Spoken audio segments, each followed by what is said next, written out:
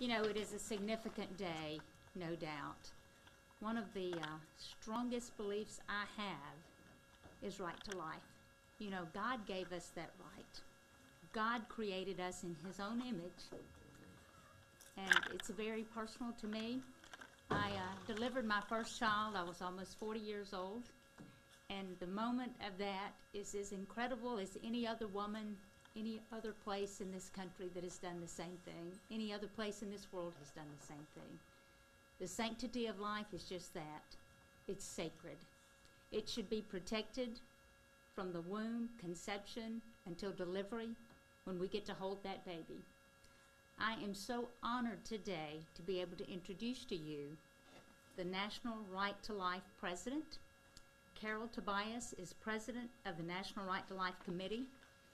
A native of North Dakota, she has served on the National Right to Life Board of Directors since 1987. From 1983 to 1991, she was Executive Director of North Dakota Right to Life, and in 1991 was hired as National Right to Life Political Director, a position she held since 2005. In that capacity, she organized and conducted seminars on pro-life issues and on becoming involved in the political process. She was a regular speaker at conferences around the country and participated in candidate training seminars, teaching candidates how to handle pro-life issues in a campaign. During her tenure as political director, pro-life majorities were elected to both the U.S. House of Representatives and the U.S. Senate. In World News Tonight, NBC's Today Show, the News Hour on PBS, news shows on CNN, C-SPAN, and Fox News Channel, as well as numerous television and radio programs throughout the country. She has been quoted in the New York Times, Wall Street Journal, Washington Post, Los Angeles Times, and USA Today. She and her husband, Damon, live in Cedar Crest, New Mexico. But I am very honored that she's here on my behalf, that we stand on the same side of most Mississippians. Today, I want to introduce Carol Tobias.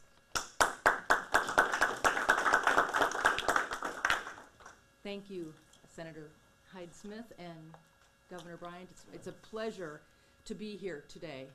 I do want to point out one person. Sabrina Graham is here, representing our affiliate, Mississippi Right to Life, and we're glad she was able to make it through the rain.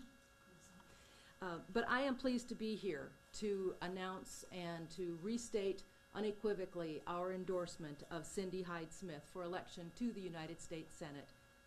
We know that Cindy Hyde-Smith is the only candidate in the November 27th runoff election who represents the true pro-life values of Mississippi. Mike Espy does not. From 1988 to 1992, as a member of the U.S. House of Representatives, Mike Espy voted dozens of times on the pro-abortion side of votes.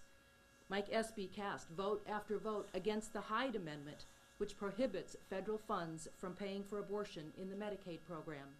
Mike Espy voted against the Dornan Amendment, which prohibits federal funds from being used to pay for abortions in the District of Columbia.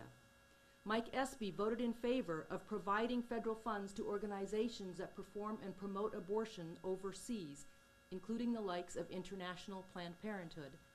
And if that weren't enough, Mike Espy was a co-sponsor of the so-called Freedom of Choice Act, a piece of pro-abortion legislation so sweeping it would have invalidated all federal, state, and local limitations on abortion, nullifying the types of common-sense pro-life laws that the Supreme Court has said are permitted under Roe v. Wade.